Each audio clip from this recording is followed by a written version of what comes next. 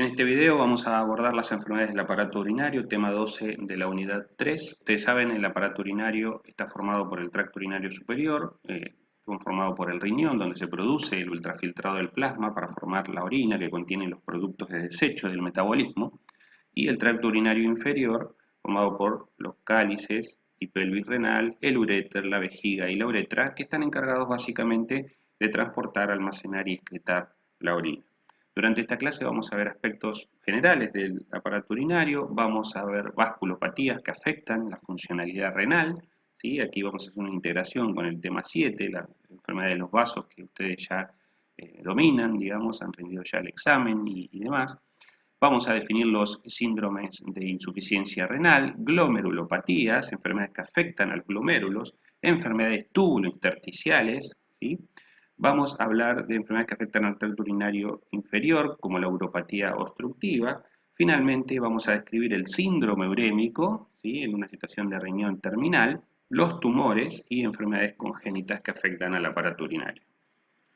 Comenzamos entonces con algunos aspectos generales del aparato urinario, repasando entonces funciones que tiene el riñón, que es muy importante para poder entender la fisiopatología de este órgano.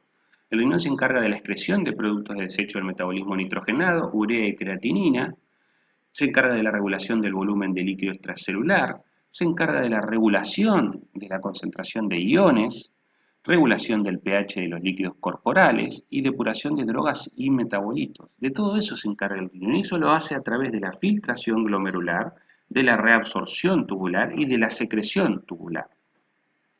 Como si todo eso fuera poco, el riñón también se encarga o tiene una función endocrina, ¿sí? Se encarga de regular la presión arterial a través del sistema renina-angiotensina-aldosterona, la eritropoyesis, ¿sí?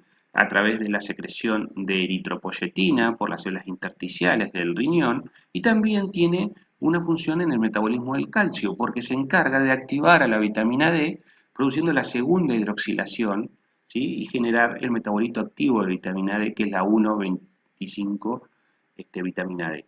Así que el riñón tiene varias funciones que sin duda cuando se ve afectado por alguna enfermedad específica van a dejar de funcionar y se van a generar manifestaciones clínicas, es decir, signos y síntomas que ponen de manifiesto la lesión renal.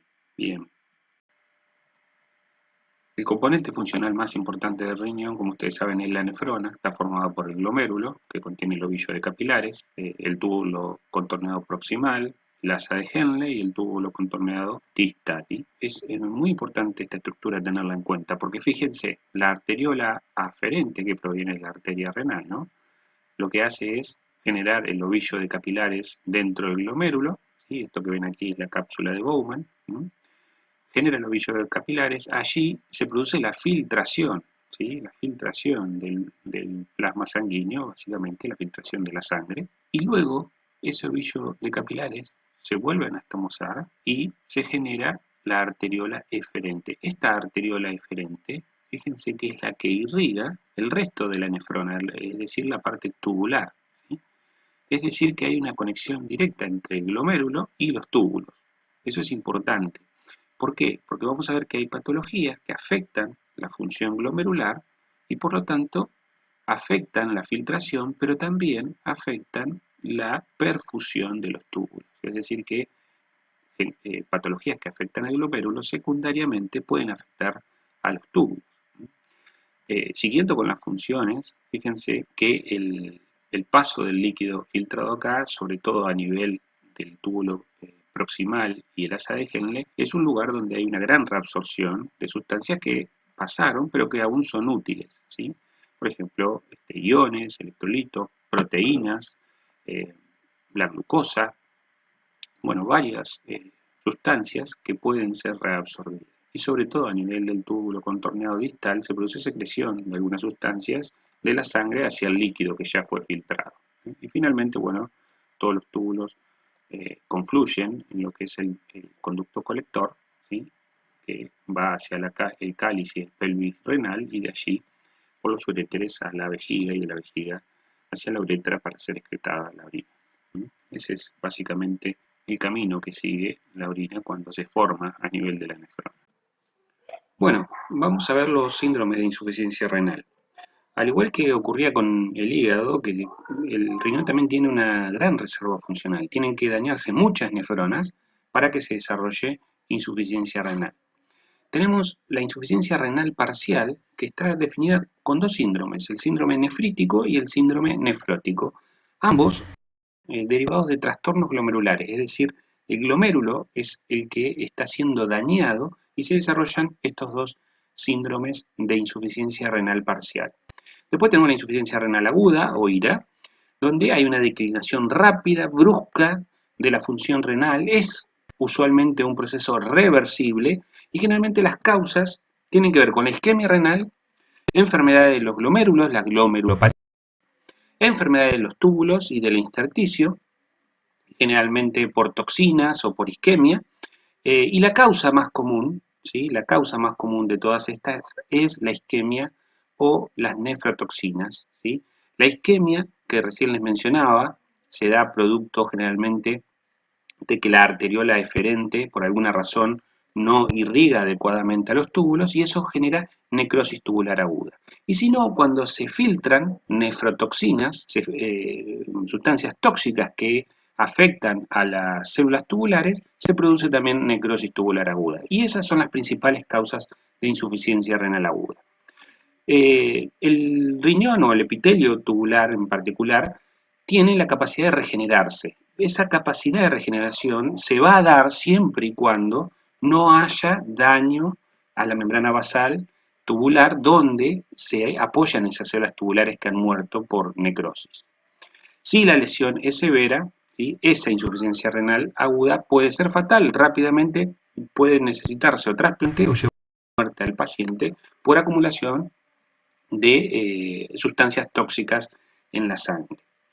La insuficiencia renal crónica se va a diferenciar de la insuficiencia renal aguda en que el número de nefronas funcionantes declina progresivamente, ¿sí? El curso típico de cuando hablamos de un proceso crónico, algo que declina progresivamente, que van generándose nefronas menos funcionales y el tejido que queda sano se sobrecarga de trabajo, ¿sí? Para tratar de suplir a esas nefronas que se han alterado o que han en definitiva dejado de ser funcionales. Los efectos son irreversibles. Sucede algo con esas nefronas que tienen cambios irreversibles y no se pueden volver atrás con esos cambios que han adoptado y se han perdido totalmente. Entonces, los síntomas de una insuficiencia renal crónica, ¿sí? Las alteraciones y aquello que nos va a dar la pauta de que hay insuficiencia renal, gracias a la gran reserva funcional que tiene el riñón, van a aparecer luego que se han perdido, como dice allí, más del 50 a 70% de las nefronas. ¿Cuáles son las principales causas de insuficiencia renal crónica? La diabetes, ¿sí? Fíjense, en un 28% de todas las causas de insuficiencia renal crónica son debidas a la diabetes, la hipertensión en segundo lugar y después las enfermedades de los glomérulos, las glomerulopatías. Después en conjunto hay un 26% de otras situaciones que pueden también llevar, tiene que ver con metabolía y enfermedades del intersticio, enfermedades genéticas, algunas enfermedades autoinmunes, pero en general el paciente que va a sufrir insuficiencia renal crónica deriva o de que tiene diabetes o hipertensión. Eso son sin duda los más frecuentes. Acá tienen en este esquema, en esta sinopsis, digamos, del síndrome de insuficiencia renal, el patrón de afectación, ¿sí? Si es un síndrome nefrótico, un síndrome nefrítico, una insuficiencia renal aguda o crónica, si es una afectación parcial, como ven acá en los dos primeros lo es, y el mecanismo, ¿sí? A manera de resumen, para que tengamos una idea de qué estamos hablando. El síndrome nefrótico se va a caracterizar por un aumento de la permeabilidad glomerular y por eso las consecuencias son la pérdida masiva de proteínas, ¿sí? Entre ellas la albúmina, y por eso los pacientes que desarrollan síndrome nefrótico van a tener edema por la disminución de la presión oncótica.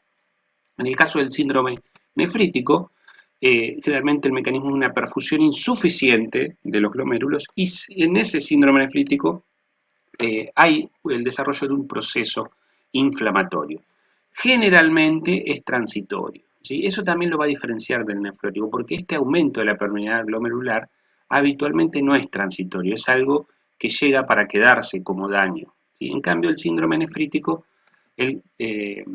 habitualmente es un problema transitorio, puede ser transitorio. ¿Qué consecuencias va a tener ese proceso inflamatorio que se da en el glomérulo? Hay aumento de la presión arterial, ¿sí? Hay aumento del nitrógeno ureico, ¿sí? Acá llamado boom, aparece la oliguria, ¿sí? Porque no hay filtración. El proceso inflamatorio puede hacer que se filtren algunos eritrocitos y por eso hay hematuria. Hay proteinuria, no es tan masiva como en el síndrome nefrótico y aparecen algunos edemas, pero que son muy leves en relación a lo que ocurre en el síndrome nefrótico. Ya vamos a desarrollar por qué mecanismos se producen todos estos signos y síntomas en síndrome parciales. En el caso de la insuficiencia renal aguda, la causa más frecuente es la falta de perfusión glomerular, ¿sí? Insuficiente oxígeno al epitelio tubular y generalmente se puede llegar desde una lesión a una necrosis tubular aguda que es potencialmente reversible, ¿sí? Se tienen que dar algunas cosas que vamos a ir profundizando, pero es potencialmente reversible. Las consecuencias, oliguria y anuria, no hay filtración, no se produce orina en el caso de la anuria, o es muy baja la cantidad, retención nitrogenada, o sea que hay uremia, y eso va a definir la insuficiencia renal aguda, acidosis y retención de potasio. Eso habla de un problema tubular también. A diferencia de lo que sucedía con los síndromes parciales, acá ya tenemos consecuencias que afectan la función tubular. En el caso de la insuficiencia renal crónica, es un fallo crónico e irreversible, como lo mencionábamos recién, de las nefronas por insuficiencia glomerular y tubular también en este caso. Pero es un fallo ya irreversible, o sea, se dañó el glomérulo y se dañó el túbulo y no hay vuelta atrás. Hay retención de productos nitrogenados, que va a determinar la uremia, de hidrogeniones, ácido, retención de potasio, como veíamos también para la insuficiencia renal aguda, los mismos, ¿sí?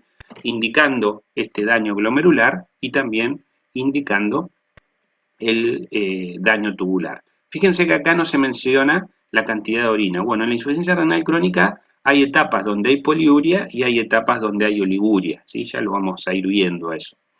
Pero también fíjense lo que tiene como consecuencia en la insuficiencia renal crónica es que se está afectando el intersticio, ¿sí? Las células que son productoras de eritropoyetina y activadoras de el metabolito activo de la vitamina D, ¿sí? De introducir la segunda hidroxilación y formar la 1,25 vitamina D, esa función no está activa en la insuficiencia renal crónica. Por lo tanto, al no haber eritropoyetina, hay anemia, y al no haber vitamina D, o no hay activación de la vitamina D, hay un patrón de afección ósea que se conoce como osteodistrofia renal.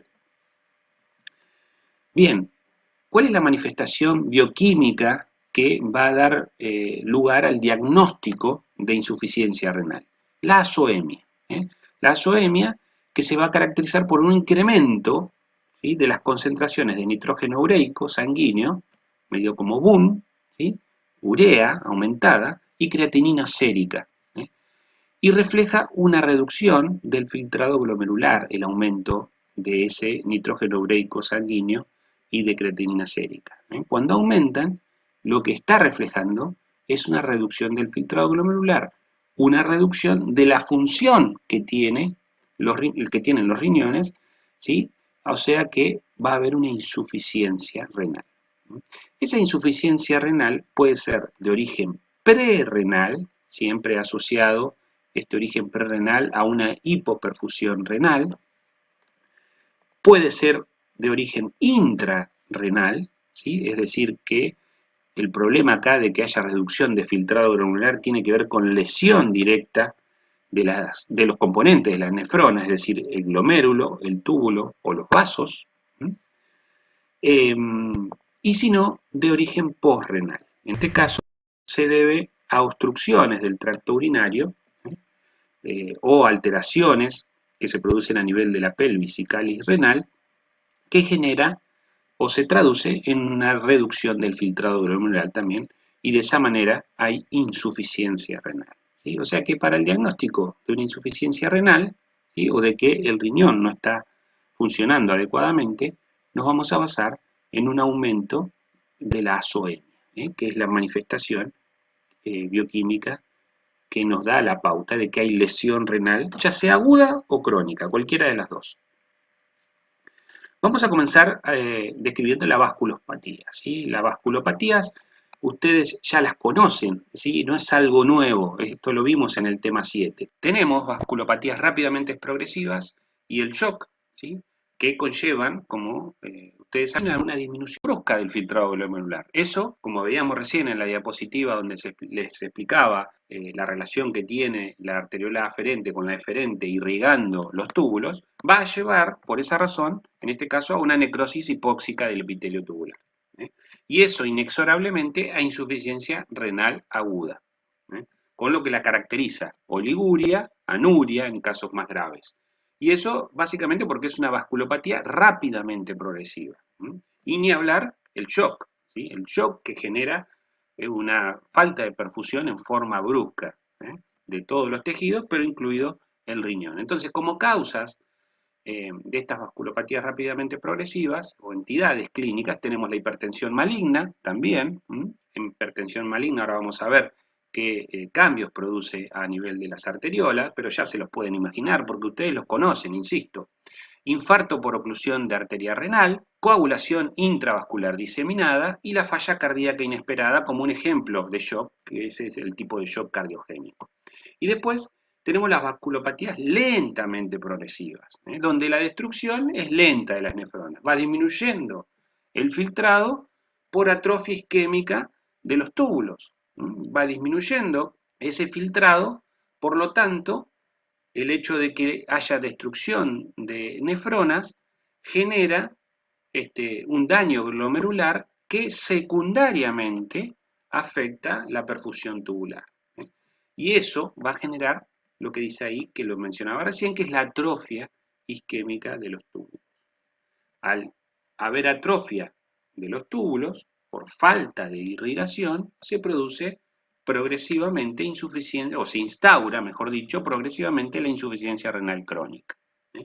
La atrofia hace que el riñón sea más pequeño, ese riñón más pequeño se conoce como riñón terminal, hay una insuficiencia renal crónica franca, y cuando el riñón está en un estadio terminal porque se han afectado más del 90% de las nefronas del aparato filtrante del riñón, lo único que queda es el trasplante o una terapia agresiva a través de la diálisis.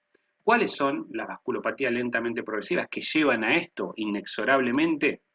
La estenosis de la arteria renal, si no se trata, por supuesto, la hipertensión benigna, ¿sí?, la que conocemos como hipertensión esencial, que va a generar nefroesclerosis si no es atenuado los efectos que tiene la hipertensión benigna sobre las arteriolas.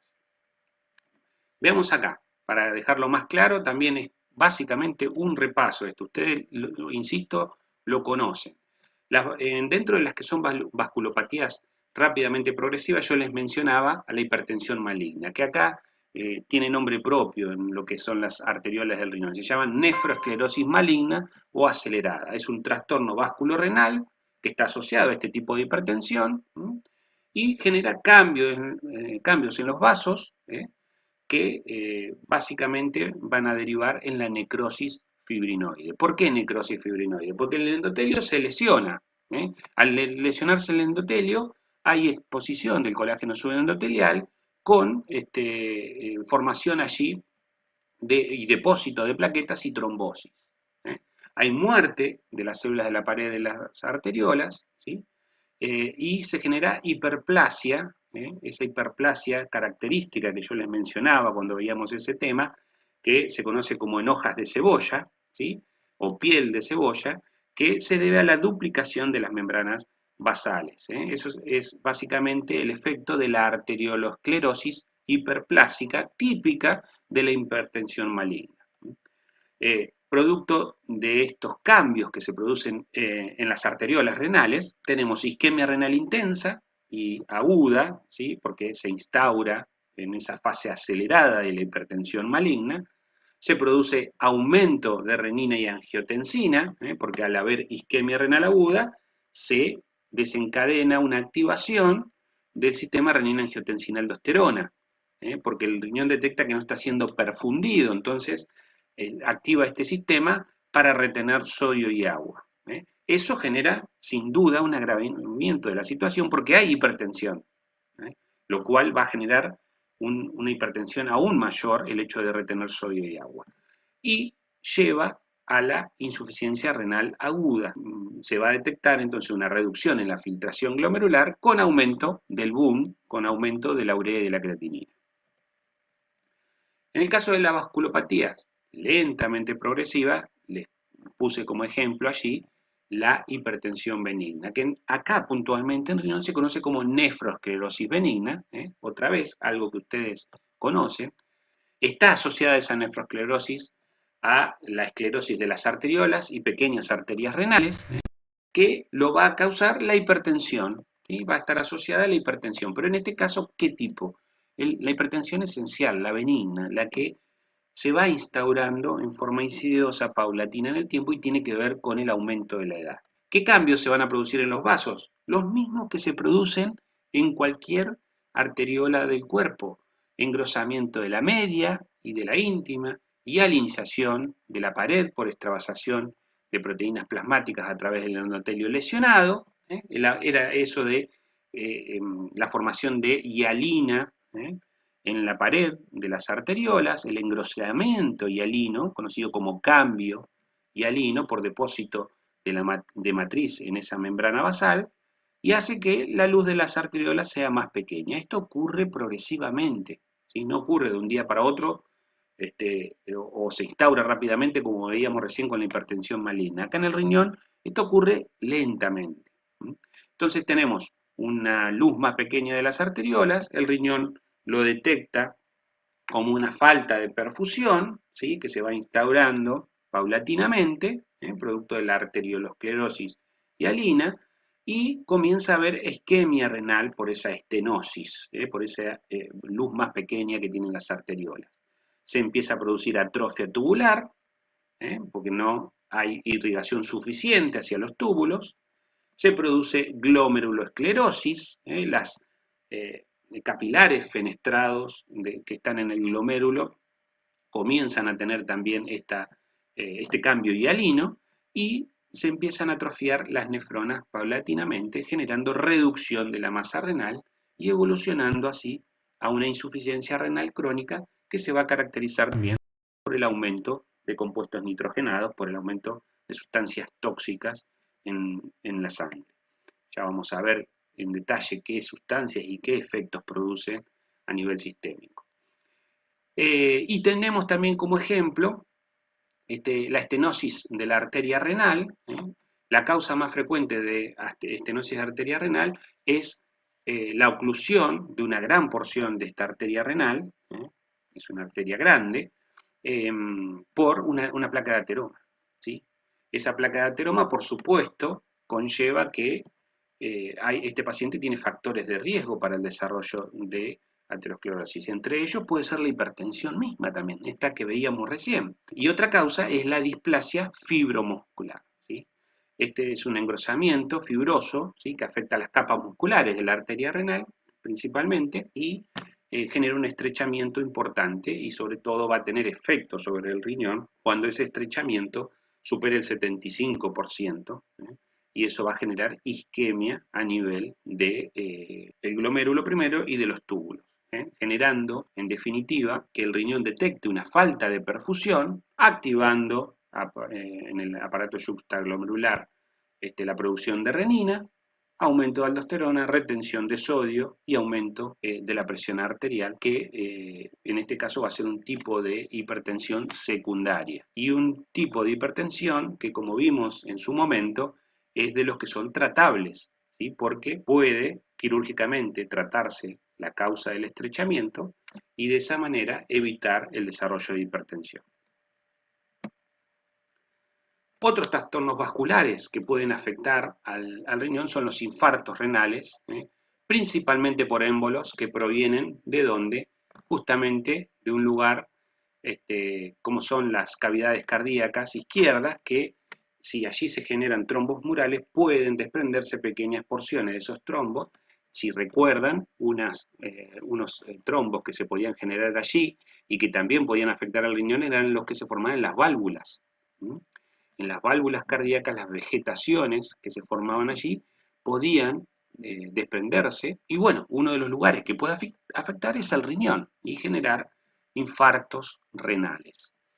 La nefropatía de la enfermedad falciforme, acá cuando vimos la parte de enfermedad falciforme o anemia falciforme, vimos que estos eritrocitos falciformados podían generar oclusiones a nivel de la microvasculatura. Eso puede generar hematuria, disminución de la concentración de orina por necrosis de partes del riñón, específicamente la necrosis papilar, y llevar a la insuficiencia renal también por esa causa. Y después teníamos microangiopatías trombóticas. La coagulación intravascular diseminada puede afectar la microvasculatura del riñón, el síndrome urémico hemolítico. En este caso, lo que sucede en el síndrome urémico hemolítico es que se deposita una toxina de tipo Shiga, producida por la cepa de Escherichia coli O157, que lesiona el endotelio y genera allí en el endotelio del glomérulo una activación de plaquetas y la trombosis en ese lugar. Uno se puede infectar con esta bacteria por alimentos más cocinados, lo típico es la carne picada, pero también puede ser por la leche sin pasteurizar y demás. Generalmente afecta mayormente a niños, pero también puede afectar a adultos el síndrome urémico hemolítico.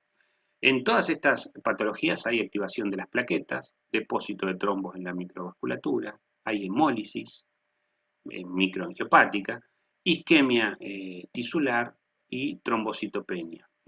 Los capilares glomerulares, acá situándonos específico, estas enfermedades producen daño en otros lugares, pero específicamente en los capilares glomerulares se ven ocluidos por los trombos, hay inflamación del endotelio, lesiones en el mesangio también. El mesangio son las células que sirven de sostén para el ovillo de capilares. Hay necrosis fibrinoide, porque se daña la célula endotelial y se genera activación de la cascada de la coagulación. Eso genera hipoperfusión renal e insuficiencia renal. Por supuesto que estas son situaciones que llevan generalmente a insuficiencia de tipo renal aguda. Bueno, vamos a dejar aquí este video bien conciso sobre las vasculopatías. Básicamente es un repaso de cómo las enfermedades de los vasos pueden afectar la funcionalidad renal y vamos a continuar en el próximo con las glomerulopatías.